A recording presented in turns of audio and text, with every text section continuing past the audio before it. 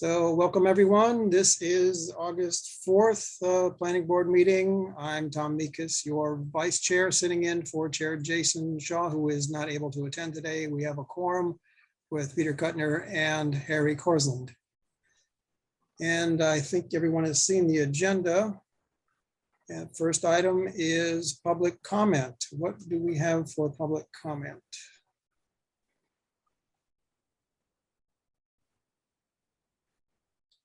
If there is none, we will jump into our agenda. Approval of minutes, we have none. And then discussion of special meeting for the fall to consider Article B provisions. I heard from Jason that definitely we are not trying to do October. I guess we thought that last time, that's confirmed. And maybe sometime in November is the current plan. So That was my understanding. that's all I know. Does anybody know any more? Not any more than what you know.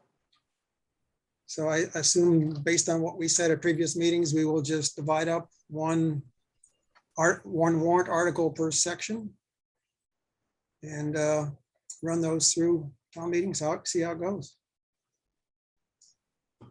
Any other conversation about this? That's the way I remember it.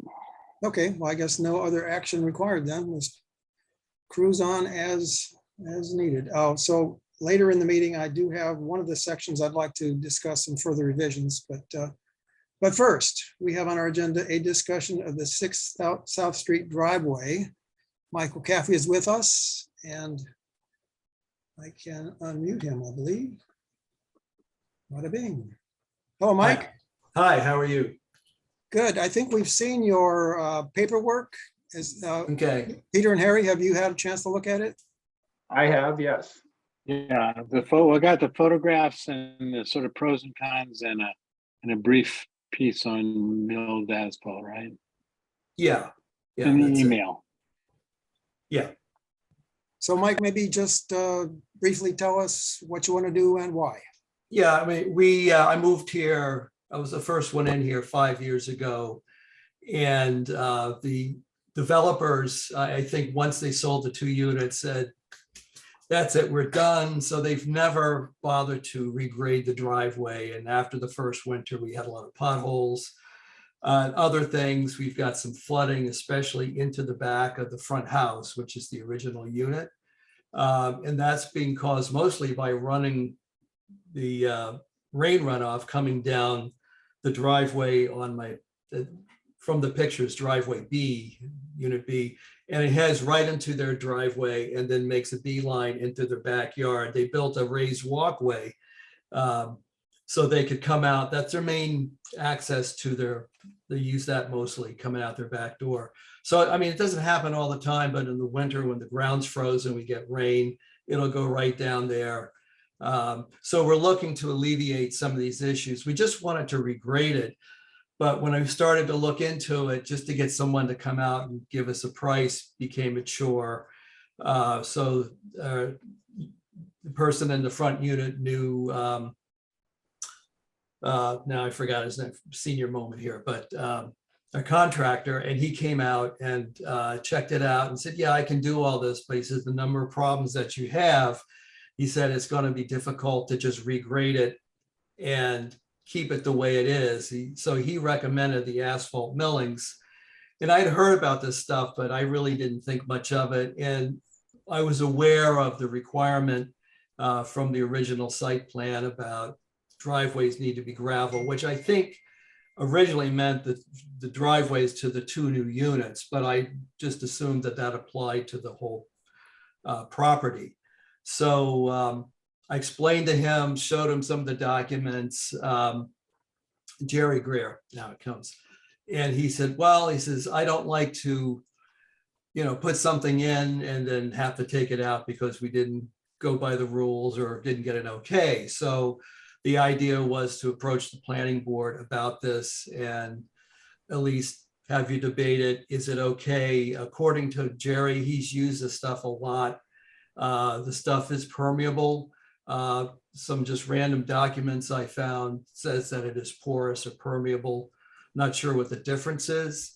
And then when I talked to Jerry yesterday, to tell him that we were on the meeting tonight, he said, well, the town just did the whole, I think, upper granite pier in asphalt millings. So I took a ride up there, having to take my grandson home, and I looked at it and it looked like gravel to me, but as I got out, you can see places where it's compressed down. So it's not going to look like asphalt by any means. It's still, you could feel the gravel under your tires and such, but he said it will hold up to the snow plowing, because as soon as the plow comes in here, all the potholes open up, and it's like that till, sometime in the spring when we can get it fixed.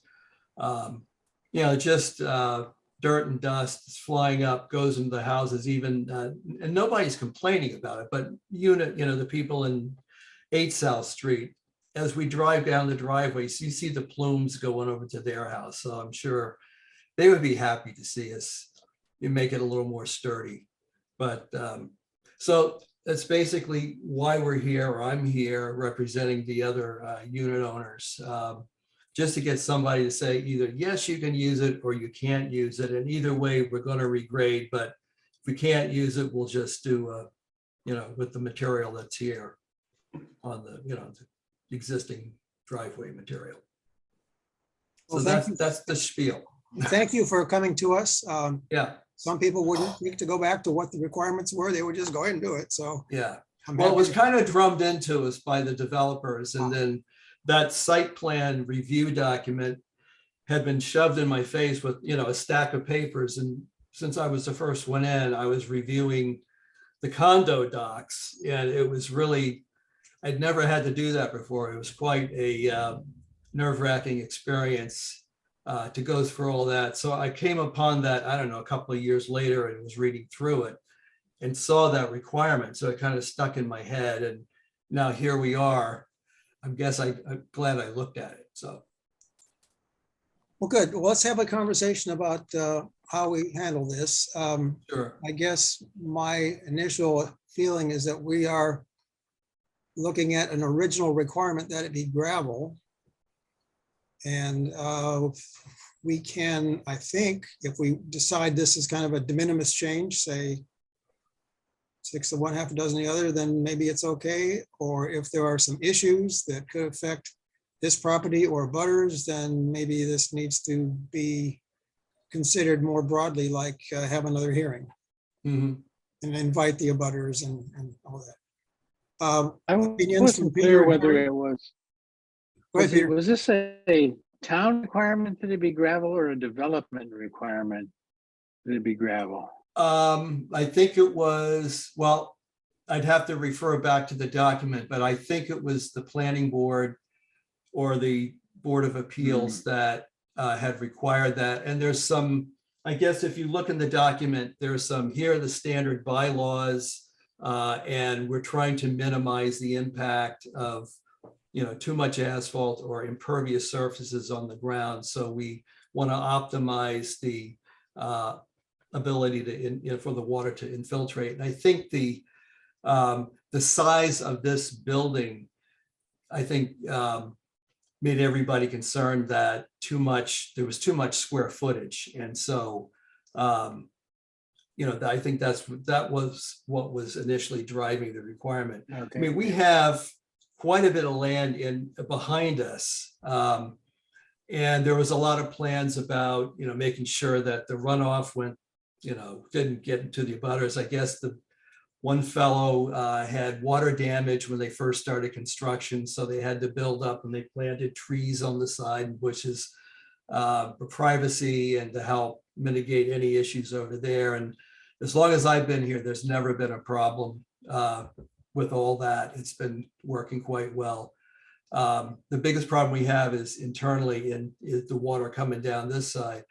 Unrelated to this, when I first moved here, we had a lot of issues with water coming down the back of the property, down the hill into our backyards. And we had a lot of flooding with that in the first year. But our plan was to plant the hill because they just left it as raw bark mulch. So we had to sink some money into it, but we were able to mitigate that. And once that was fixed. We haven't really had any issues with water drainage or anything like that. It's been pretty good. Just my input, Mike, do you have the original plan set for this project that would identify the driveway and parking areas and perhaps quantify the amount of area that we're talking about? Because I could see that if we don't handle this properly, you know, we could face some backlash, and I don't think we want to put the planning board into that position. We certainly don't want to put you in that position. Yeah, yeah. I have a folder of documents. I'd have to go through it. There are plans that some of them are like poorly mimeographed. I mean, if you could probably find the codes, you could probably find the originals. The way they set it up here was that, and I think again, these guys built a lot of these 3 and 4 unit condominiums, and they designated exclusive use areas. So when you look at the plan, each of us have our own like private driveway area and parking area.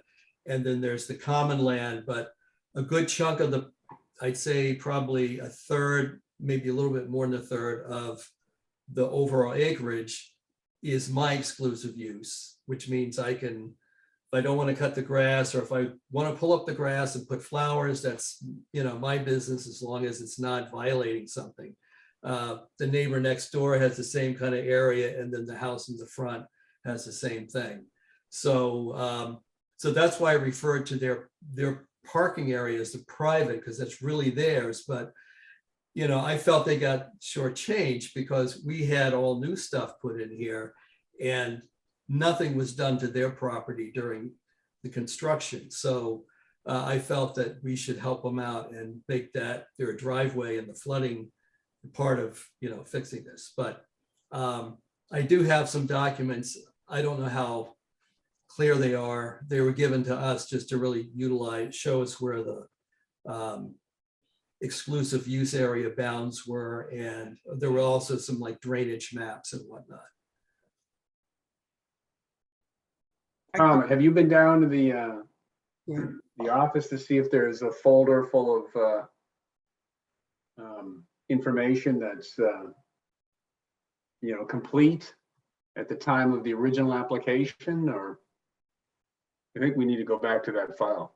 Yeah, I was at the office a couple times yesterday and today, but I didn't ask to look the original file. I was looking at the new materials that had come in.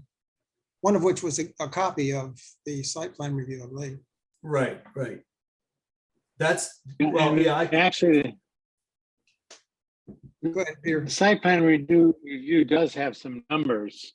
The building coverage is 11% of the site, and you're allowed to cover up to 25% in this zone. So there's less than half of the required cover. And I guess what would be interesting to know is what would a non-pervious how big is the area of the non-pervious driveway, or some intermediately pervious amount.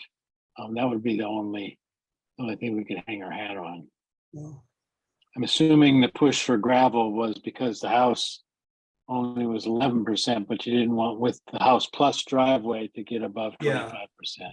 So they got, I guess they got a variance to allow, if they wanted to put asphalt in, they got a variance for 600 square feet, and I opted not to take that. The neighbor next door put it in, but so she has 600 square feet of gravel, and then she has gravel going all the way down. I opted to put in pervious pavers, so I have a sizable driveway, but it's about a foot of gravel underneath all that, and it's all been pitched and drained, so that shouldn't present any issue. It's been working quite well for me. I don't have the plows come up here. I hand shovel it myself. All the So material. is the milled asphalt replacing all of that, or No. just a It's only portion of it? replacing what I call the common driveways. So, and if we were Okay. just going to retrade without the asphalt, like the driveway coming down, I only showed a little bit of it, but the driveway coming down my side is in fairly good shape, and it's just the gravel's been, moved around from snowplow. But the other side is the side that really needs the help. So, Jerry did run his wheel up and down and take measurements. I don't know what the square footage is of the amount of roadway. I'm estimating that I did some rough measurements a long time ago from South Street to where their private driveway is off on the right side. It's about 100 feet, linear feet. And then maybe it's another 100 linear feet up to where we would stop, and maybe about 75 feet up to where we would stop on my side. So, and then we'd have their private driveway that would need to be repitched, to help with the water problem. So I'm saying, approximately maybe 350 linear feet by 10 feet. I'm not quite sure how wide it is. If there's nothing else from Peter, Harry, I can share a little bit about what I've heard and what I know. A few years ago, there was a contract that was already pretty well funded to repave Penzance Road where it goes past Cape Edge Beach with asphalt. And there were some environmental concerns about it because when that road gets broken up by storm surge, the asphalt gets deposited in Camborne Pond. And that was a pretty negative thing. And so based on environmental concerns, they actually canceled that contract. And so that road remains a dirt road. So there was concern about the asphalt being broken up, whether that is similar to the milled asphalt, I'm not sure. I did touch base with Jason. He said actually his road, Athena Road, was covered with this milled asphalt. And he said it only lasted about 3 years, and that somehow was disappointing to him. I don't know how that would have gravel, but Yeah. he said that was that. And he also had heard, okay, here's some hearsay, if you don't vacuum this stuff, it accumulates dirt and then becomes impermeable. Okay, didn't hear that. Yeah, and if I can sort of supplement that, there are some studies on pervious concrete. Pervious concrete is a very expensive application to put in something that's structural, but also something that creates necessary drainage to evacuate that layer of concrete that has a whole, it looks basically like Swiss cheese. So water, the intent is to get any water through that layer just as quickly as possible. So below that, you have to have a fairly deep layer of stone to allow water to pass through it.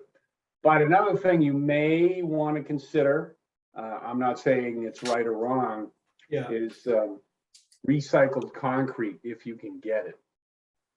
And recycled concrete is mixed with gravel and is then compacted in place and becomes almost, well, I shouldn't say almost, but it becomes very, very hard.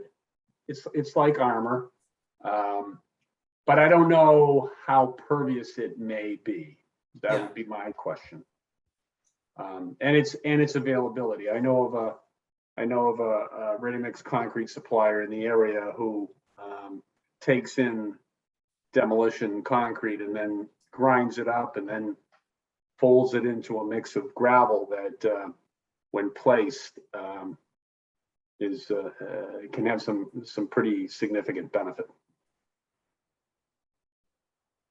So one other data bit, I just for grins checked with members of our now dormant Conservation Commission.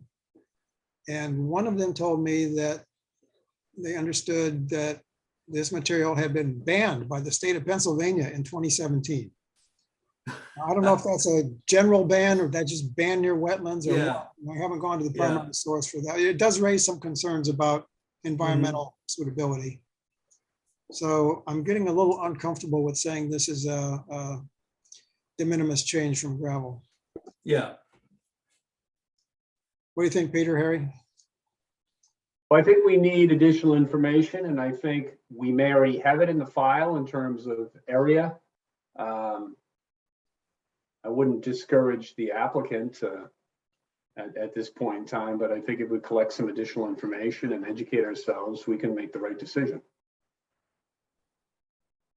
I think that's very reasonable. So Harry, you're suggesting that we just do a little more research and then come back and decide whether to approve or require a hearing? Well, well, exactly. I think we need some additional information to determine what type of, I'll use the term loosely, application this may be. You know, is it a material change, or is it not a material change from the original approval? And to what degree do we need to have? Do we need to open it up to the public? What do you think, Peter?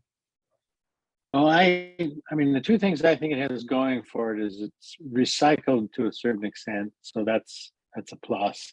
And it is permeable. I can't imagine it's as permeable as gravel, because one of its advantages is it kind of still sticks together Yeah, better than gravel. And so sticking together must, block it a little bit.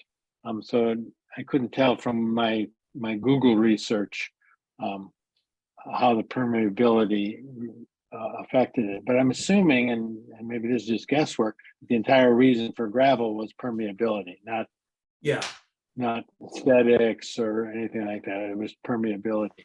And so this gets you some of the permeability, and we've got a lot of room to play since the house doesn't cover that anywhere near the required open space. right. So that's good. I think the downside of it, it's got oil byproducts, and people get concerned with that depending on where it is, and maybe more sensitive by Penzance than. That's why I threw out the concrete, the recycled concrete Mhm. option. Lily? So what do you think, Mike? You But want to do some more research and come back? If I don't- It wouldn't hurt. I mean, I would like to get, Jerry's been using this stuff, according to what he said, for a long time. He told me about Granite Pier. I don't think they would repave the top of Granite Pier if it was going to be an environmental problem. I agree with So that. I guess maybe you could find out who in the DPW did that and maybe get an opinion from them. Because I'm sure they must have, they obviously don't want to asphalt it. I'm sure our building inspector is familiar with that. Yeah. On the other hand, it was DPW that wanted to pave Penzance Road. Okay. They don't always know these things ahead of time. Yeah. But it would be nice to talk to them just to see what their opinion was, just to get that side of the story. But I'm a retired homeowner, so I'm way over my head in all this stuff. But I'm glad that we took the time to come talk to you guys and run it by, because I didn't, none of us felt good about just trying to proceed with it. And then what if something did go wrong, or a neighbor complained, or whatever. We don't want to do that. But we do sit amongst a sea of asphalt all around us. So number 8 has a huge parking lot. 7 South Street across the street, I think, is entirely asphalt. Not too much on the neighbor on the other number 4, but This is we kind of purely look at- anecdotal. I went down to visit, Yeah. we went down to visit our daughter this weekend down in Sandwich, and just getting down to her residence, a potholed, narrow drive that I just couldn't imagine having to traverse that every day. yeah, And then realizing that each and every winter, conditions become worse. So yeah. I feel your pain, Yeah. literally. Well, Tom's I mean, news about only lasting 3 years, I think, is a critical concern. too. Yeah, Not for agree us, with but that. for you. yeah. And I our mean, next meeting, I hope Jerry, I'm sorry. Jason would be our next meeting and maybe give us more direct information other than my secondhand story. Yeah. I mean, Jerry made it sound like once I put it down, it's down forever. You know, I may have to come back every few years to repress it, but and he had a couple of people that he had done driveways for, and I guess he said he had put it on Paradise Circle. I haven't gone up there, but I was curious about Granite Pier. Yeah. Well, if we find a couple locations, it might be worth it for us to take a visit Yeah. just to get smarter. Yeah, Site visits, so to speak. I'm sorry. Yeah, site visits is what we call those. where Yeah. Yeah. Members go to visit Yeah. places that are usually the subject of the application, but in this case, I guess you're looking for comparables. I'm fine with that if you want to kind of leave it as is. Yeah, yeah. As much as I want to get going with it, I think it's the right thing to do. You know? I feel your pain about gravel. I've got a gravel driveway and I absolutely refuse to let them plow it unless it gets so deep that I can't shovel it. Yeah. Because it messes it up. But before I moved here, I lived at 10 Allen Ave for 19 years, and the whole parking area was just real, 1-inch gravel. And only in the, like you said, extreme measures that I'd have somebody come by and actually plow. And that winter of 2015, I only had a guy come and knock down the plow berm that was in front of my house. I shoveled that whole damn thing by hand myself that whole year. So when I moved here, I said, I can't take gravel anymore.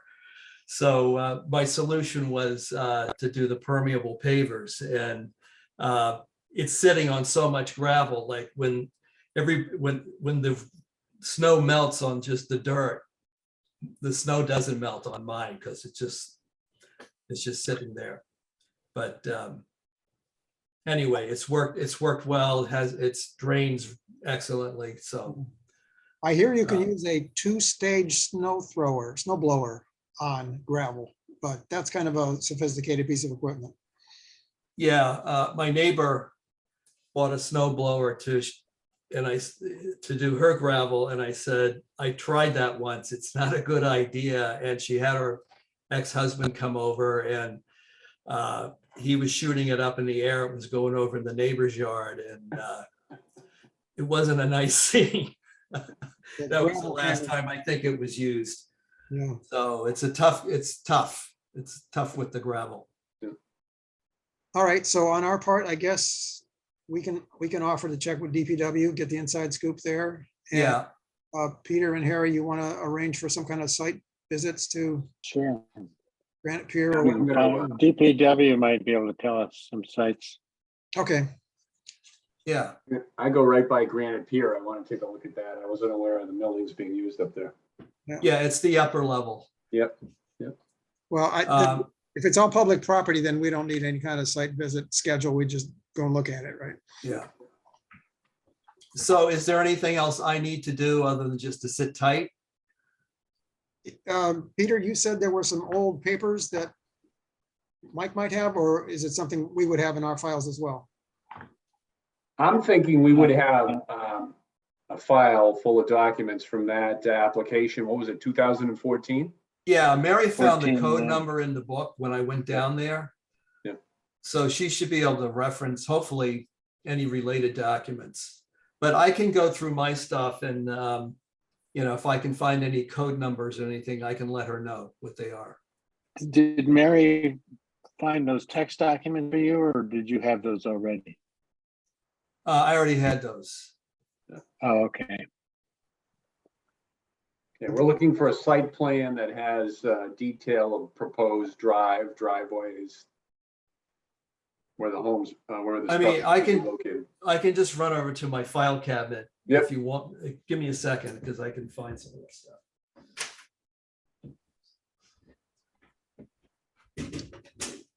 It's good to have the original electronic version if it exists, because Right. And I don't like scanned copies. You can't search for anything. Nope.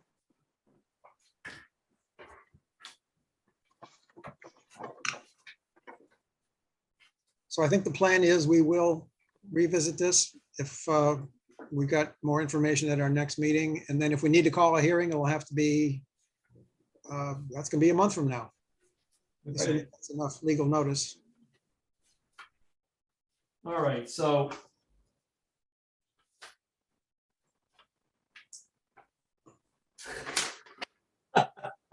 This is one thing. This is where they show. This is a landscape plan, so I don't know if that's even pertinent. With a lot of writing on the side. Yeah. Let me see, there's one other thing here. Couldn't hurt. I didn't see any square footages on it. No. Okay, it's very faint. There is some identified. This is where they drew out the exclusive use areas. Okay, That's helpful. yeah. And then this last one shows the drainage plan and where the sump pumps are and the pipes that all the gutters drain into pipes that go into some kind of pit in the front yard underground. So let me see. Yeah, if there's that looks like it includes a survey of some sort, that a, particular plan. It's maybe written on top of it, but that looked like a survey. yeah, there's nothing identifying what this is. The other one,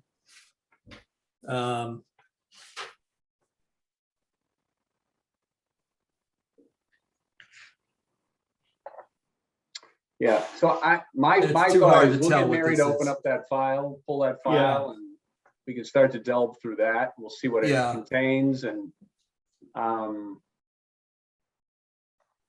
depending on what you may want to pursue, a survey may be needed, particularly if you end up going towards a more impervious material. well, if we can't use the millings, if that ends up being ruled out, then I think we would just regrade it the best we can. Which is what the plan was in the beginning until we Right, learned right. about all this other stuff, so. Right. Yep. Okay. All right, then. If you're not- Okay, well, I appreciate your time and getting me on the schedule so quickly. Mike, do you have a color scanner? Yeah, I think that will scan color, yeah. You got anything you'd like to give to us that would help to send it as a scanned color? Because Mary can take originals, but she only has a black and white scanner for some reason. So Oh, okay. Well, if I scanned them into like PDF documents yes, and send them to her, could I do that? sure, that'd be great. Yes. Okay, so I'll do these three. I don't know if there's going to be anything helpful on here. Something's better That's than basically it, other than what I've already given you, like the copy Right. of that site, the review. But maybe that should point to a lot of other stuff. Okay, well, I think we've Yeah. highlighted issues and identified some path forward. And if you're not, in Yeah. that, let's follow that path. Okay, thank you very much. I appreciate all the effort here. Hey, thanks for Hopefully checking. we night, come Mike. to a happy conclusion before winter. Before Thank winter, you. we know the schedule. Yeah, all righty. Thank you. I'm going to sign off. Welcome, Mike. Okay, nothing else on that until next meeting. Well, except we should go look at Granite Pier at least.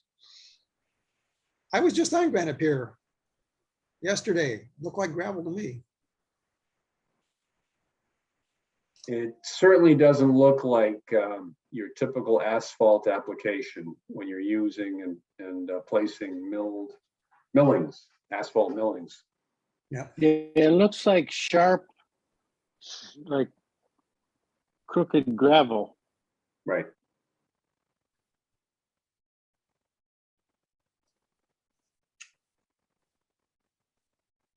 Oops, are you still there?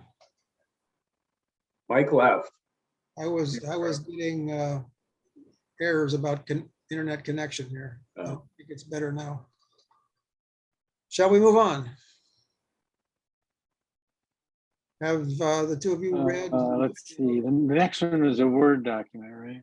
Yeah, I sent you a Word document that should show the, Right, okay, the revisions, shows the right-hand column. Yep, depending how you display it. It can either show it in the margin or it can display it in line. Like, that's up to how you set your Word. yeah, mine said in the right margin. I noticed it's funny because we all wind up on different pages if we look at it in different ways. It repaginates sometimes. Yeah. Well, do you have any specific things you want to look at, or should we go through it change? That works for me, What's the latter? the change by change. All right, shall I screen share and we can take it from there? Sure. Okay, Share screen. And Article G.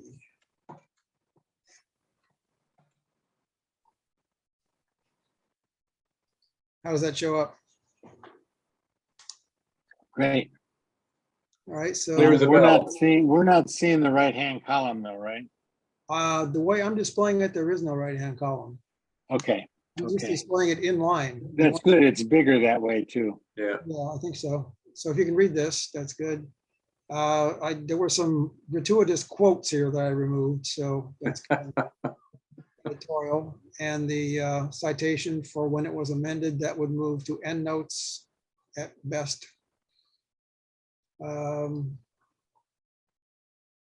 Let's see, there was an extra space or comma here. Number 2. And that's it for this screen. The amended thing again. I increased 20 days to 30 days because we don't meet every 20 days. Sometimes we meet 21 days in between. So I think that made more sense to give us at least one meeting in between when it had to be considered. This next thing, there was a numbering question. That was an old section 4, which I think now is section 7. So I called it the following subsection. And then I don't know if 7 is going to stick, but that's what I'm doing there. Then here we go. There are some uses that are encouraged. And to me, I don't want to encourage these. I say at best allowed. So I changed that word. In terms of existing roadways, I think it's okay to maintain them. I'm not in favor of improving. I wouldn't make a 2-lane road into a 4-lane road in a floodplain, for example. So I would strike the words or improvement there. You're And basically, you'd stick with maintaining. yeah, maintain is, I think, the compromise here. I'd prefer to remove it, in fact, but that's just me. Then construction of a public roadway, that's even worse. So I struck that at 7G. You're seeing a trend here. And then in I, allowing garages. I don't think garages are innocuous things. I mean, they flood, they're full of gasoline and other toxic materials. Now, I don't want that in the water. So I would just strike the allowance of garages.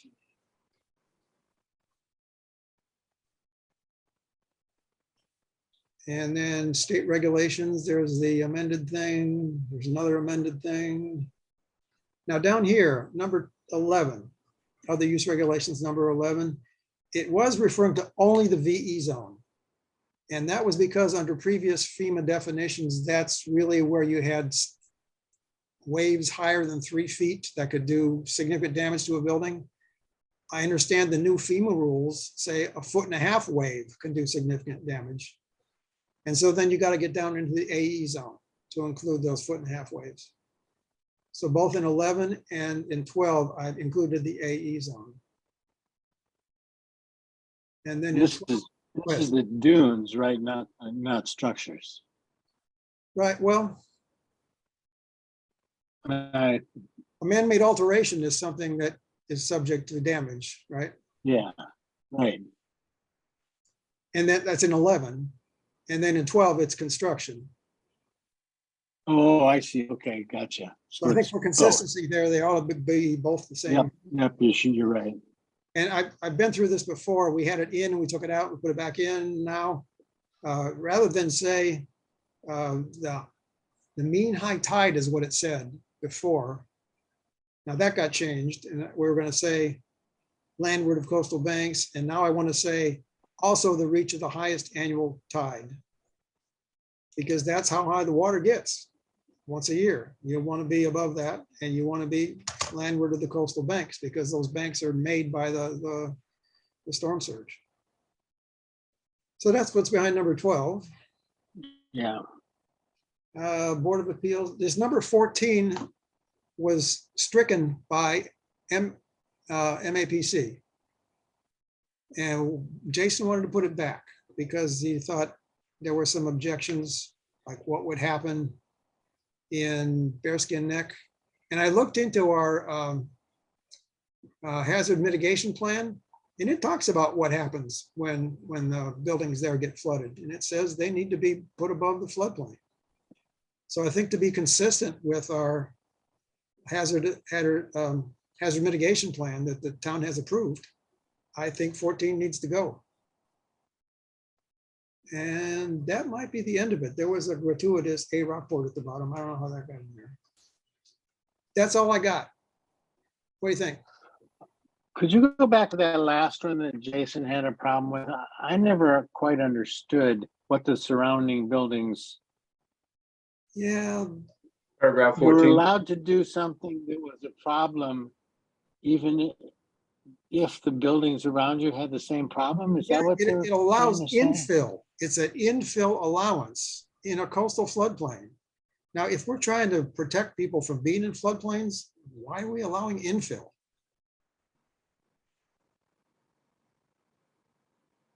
I don't care if my neighbors did something stupid. I shouldn't do something stupid. Yes, so you were suddenly allowed to do this if your neighbors had pre-existing structures below the floodplain elevation. Yeah, and I think that's why MAPC struck it. Best practice. So Yeah, I because think, this incremental new person should be improving the situation, not allowed to bow out just because the neighbors hadn't improved it yet. right, that's creeping nonconformance, I guess, huh? Right, right. Interesting. They said always. It's awkward. I don't know why it's popular with some folks, other than they might have a little lot they want to do something with. Yeah, yeah. So is this something we can put forward as an article?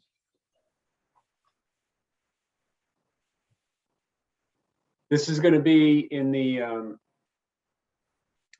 fall special town meeting in November. Yeah, November one, we already had an Article G that had some revisions in it. Yeah. And these are just the incremental revisions. I went ahead, at first I accepted all the things that were going to be originally considered for a special town meeting. And then I just showed you my revisions to the revisions. We had talked about including some of your comments the last time, right? And we decided it needed more refinement. So that's what this is. Yeah, it was going to be too much to do back in May, Right. but now we've got more time and we're looking at November. So I think we've got time to propose this, have the hearings, and see if it flies. So if anything is controversial, it will be this one a little bit, or maybe a lot. 14. I agree, 14. I agree with you that we either allow or disallow, not encourage. Yep. And there was another one in between. Oh, and then I assume on the height, this, because we've looked at different ways, so the mean high tide, the mean average tide, the landward side. So what is that, 12? Yeah, 12. It seems to me that even the owner would rather be higher than the highest tide. That it's not something onerous we're doing.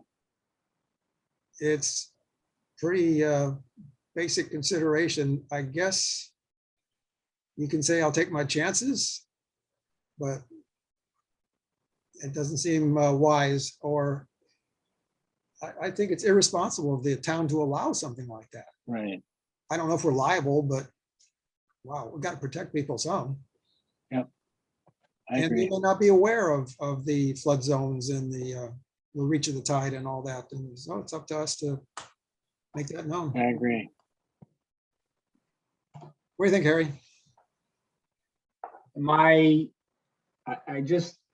Number one, I think these changes are appropriate. I think that they are well reasoned. I'm very concerned, though, that it may reduce our chances of reaching a 2/3 majority when we come to vote the entire ordinance. I don't think we are. I'm sorry? I think we're actually presenting, and you're talking about the entire ordinance, just this one, or the? No, I'm referring to the entire thing. So you're saying, Are we voting? I'm just very concerned that it is it represents a significant enough change Yeah. that there are going to be some people in town that are going to look at that and say, well, we didn't agree to it before. Why do we agree to it now? And I'm talking about in general. I'm not talking about Article G. I'm just talking about how this went down the first time at our spring town meeting. But So, my understanding was we're I've got voting to, these. I've got to think about this a little bit more, because this is a great effort. This is a great effort, and this is a very important article, and I'm afraid that a number of people would not understand it, believe it or not. And then when you've got some of the circumstances that occurred at our first meeting this spring, if some of those were to play out again, I'm just afraid we may end up with a repeat. And I don't think we want that. Those are my personal feelings. But I just want to make sure that we have the best. We may not get everything that we're looking for. I think we can go back later and add items to the ordinance. But I'm afraid that we inadvertently may deep six the entire effort.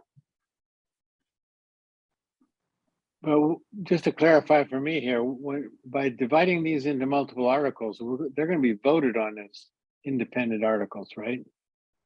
If that's the It's not case, then it's not that's fine. 2/3 for the whole thing. We're going to vote article by article. Okay, if we vote article by article, then I'm fine with that. that's the reason this is Article G, Yep. because there was, A through F before it.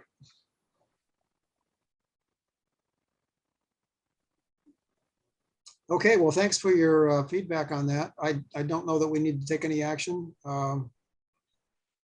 Jason told me he had looked at it. I don't know how much time he spent with it. So we'll have to confirm whether this is what we lock in as a warrant article, along with the other ones. And we've got a few meetings to do that.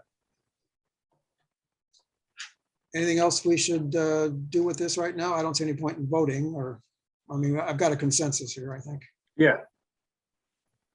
Right. All right, then. Thank you.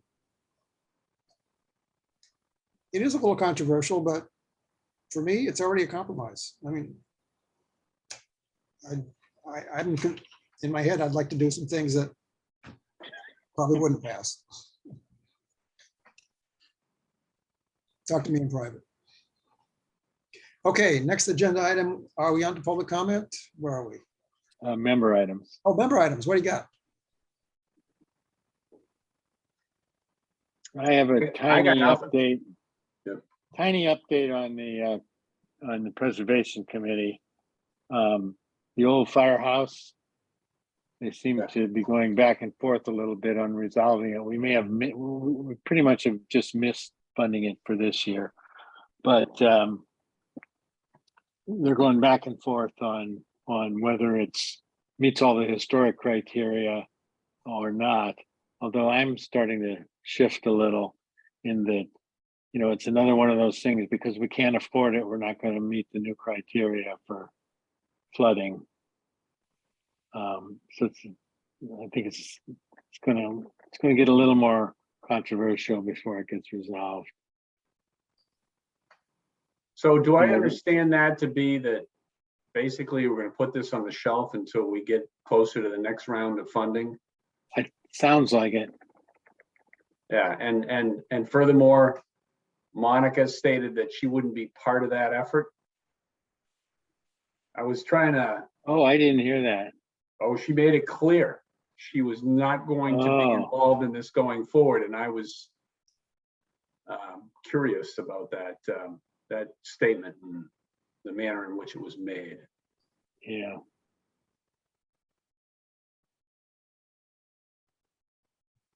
What, I don't know. Tom, did I you mean, the see best that? of I mean, all- this was at the I think this was the selectmen's meeting on Tuesday night.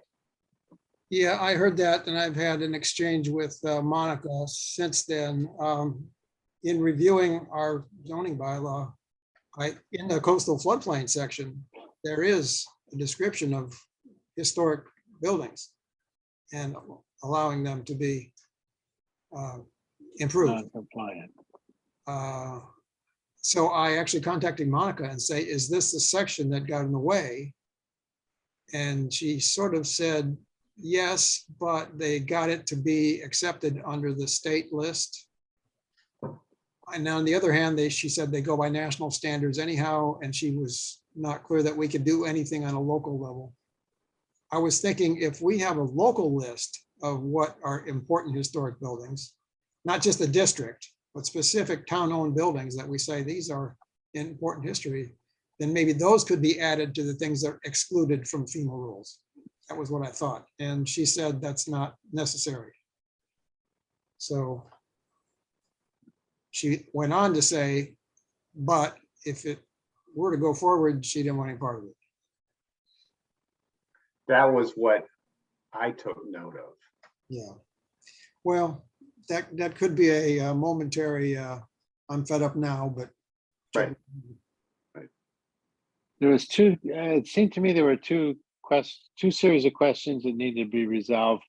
You know, one was the projects themselves. If it was a city-owned building that was historic in its own right in the historic district, that was a no-brainer that deserves to be funded.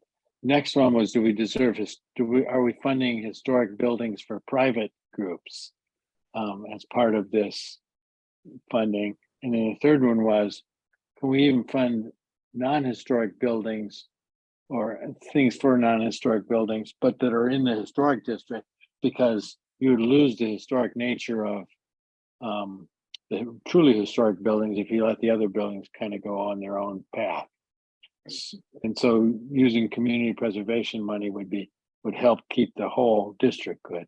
So there was that question of where are we focusing our money? And then the other one was, regardless of historic value, should you not have to still meet the coastal concerns, foundation concerns with the new building?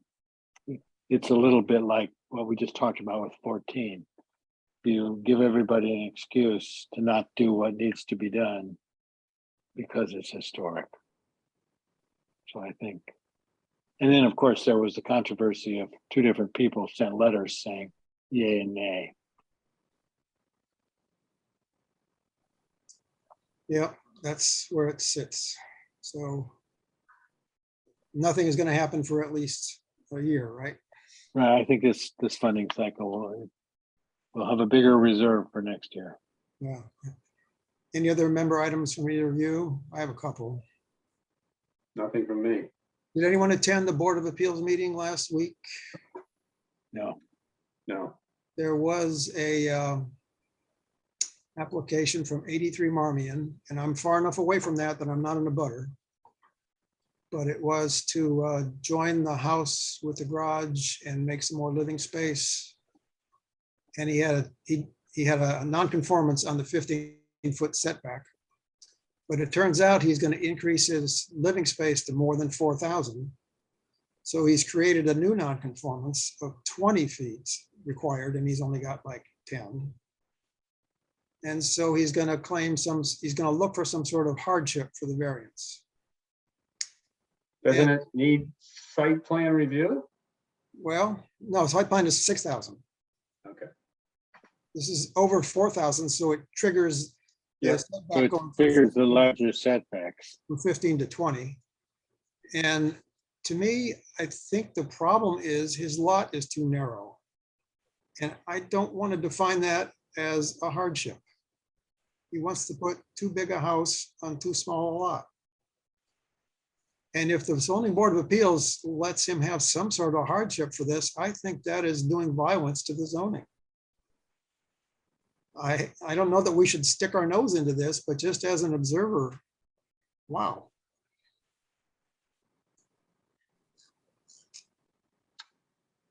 And what about the direct abutters, or is this, they haven't gotten the public hearing yet?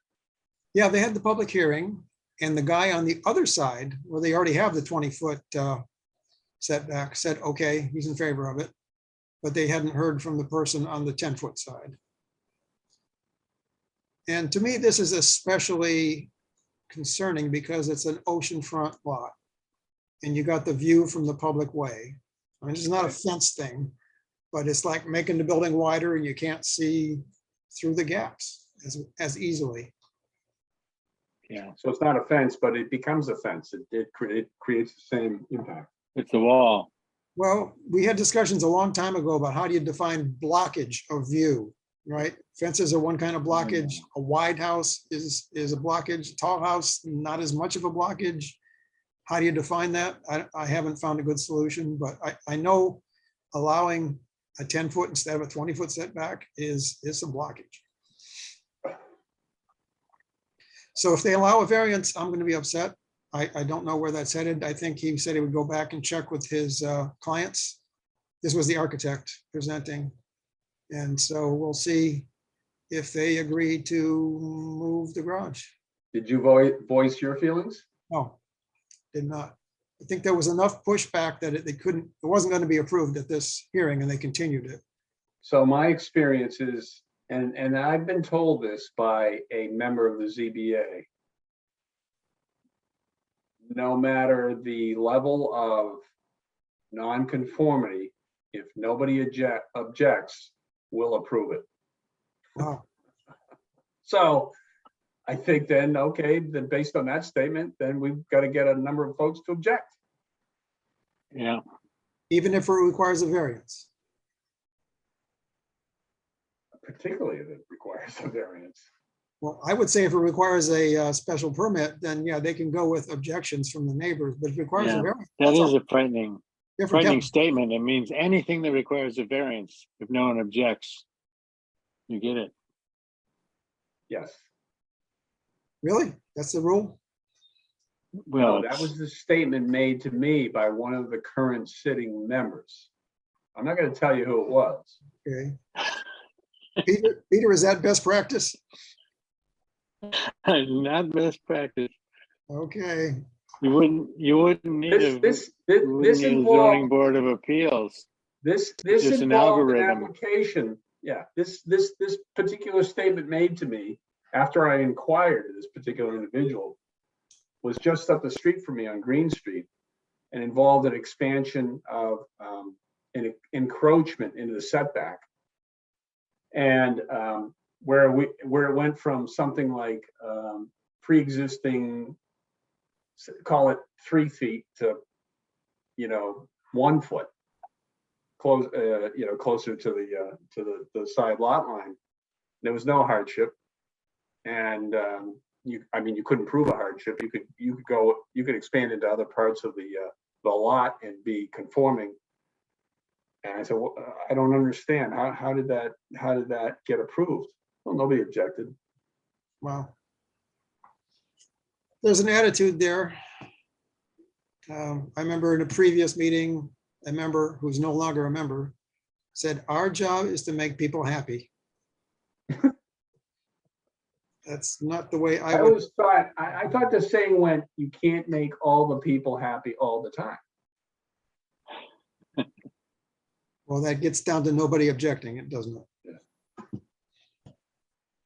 Okay, my other agenda item is a follow-up. At the previous meeting, I told you there was a issue with the Board of Selectmen and how many committees, boards, commissions a resident. Oh, yeah. Yeah, well, they indicated a willingness to reconsider an exemption if there were enough people contacting the chair of the selectmen.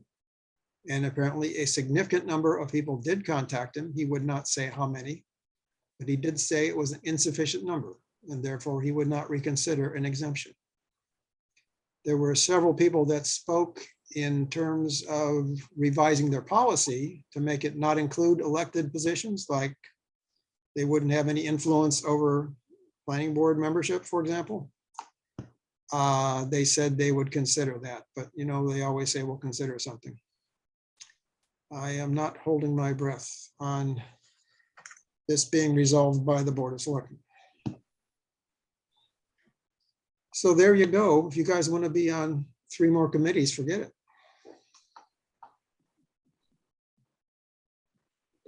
I take it you don't.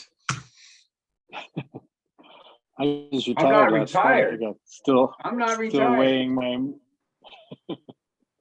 Well, as you emerge from your business life and enter into retirement and think how time you want to spend for the town, recognize this as a constraint. For better or worse. And doesn't matter if the committees you would be joining are short members. Even if you're filling a vacancy or filling 1 of 2 vacancies, doesn't matter. Okay, end of rant. Are there other items for us, or are we up to public comments now? Public. Let's go public. Do any publics want to comment? I see a hand up, and it is Toby Arsenian. Thank you. Toby Arsenian, 95 Granite Street. Peter Kuttner put his finger on it with regard to the old Firehouse Trust. Here you are trying to tighten up the coastal floodplain regulations, lest people build things in the flood zones that will shortly get smashed. And yet, on the other hand, there we have the town of Rockport trying to scam the state bureaucracy so that we can spend large sums of money on a building in the flood zone that sooner or later is like to get smashed. And everyone seems to think this is just fine. Paul Murphy at a selectmen's meeting in response to Monica, well, could we could we go to the state and ask to have an exemption from the rules? So either you believe that such structures are vulnerable and ought to take precautions, and certainly the insurance companies would not be fooled, nor would God above or Mother Nature or whoever arranges the storms. As for the coastal floodplain regulations, I see some minor improvements. The whole thing needs to be, it needs Dr. Kevorkian and start again from scratch. Yes, those are largely improvements, one of them not. But that doesn't begin to do it. And I think if you're going to do it in good faith, you have to decide where you're headed. And I think Tom has decided, said so, that we don't want more construction. I'm not sure that that's where the town wants to go. And whether it's fair to private property owners, it doesn't affect me personally, although I own property in the flood zone. So I am not to be accused of self-interest. As for the section 14 that you deleted that Jason wasn't sure about, the reason the Board of Appeals wants that in there is, and they said so at one point, you might remember, that dealt with Bearskin Neck, and they grant numbers of special permits, perhaps rather than variances, which they might actually be for structures there. And if you read it closely, you'll see that it probably doesn't apply to the things they've applied it to, because they have to be boarded on all four sides, which would rule out any of the coastal lots, and a minimum of 20,000 square feet. And I don't believe there are any lots on Bearskin Neck, with the exception of maybe one or two that include the harbor flats, Old Harbor, that approach 20,000 square feet. So if they've been using it for that purpose, they've been abusing it, which doesn't mean they're going to let go easily. As I said before, what you've done for it may be improvements, but it doesn't begin to solve the problem. I think you have to start from scratch. Thank you. Wish I knew how to start from scratch in a way that would get passed by town meeting. Well, I think the first thing is to decide what the object is. If the object is to prevent people from building in the flood zones, you're well on the way with what's there already. But that somehow doesn't acknowledge the fact that there are already all of these structures in the flood zones that aren't going to go away, and that's an integral part of the town, both Bearskin Neck and, if we ever get it zoned, Long Beach. So, I mean, ideally maybe, but in terms of reality, no. One step at a time, as far as I can tell. That's all we gotta go here. If there are no more comments, I will entertain a motion to adjourn. So moved. I do like, Go ahead. There's no- my there's only no- quick comment was, I like the idea of being clear up front what we're, the object of the coastal of G. Second. Does it, oh, well, we'll talk about this next meeting. Yeah. Okay, roll call vote on the motion to adjourn. Harry, Aye. Peter, Aye. aye. We are adjourned. Thank you, Monty. Thanks, Bonnie. Everybody have a great week. What's left of it. Take care. Stay cool and don't burn up.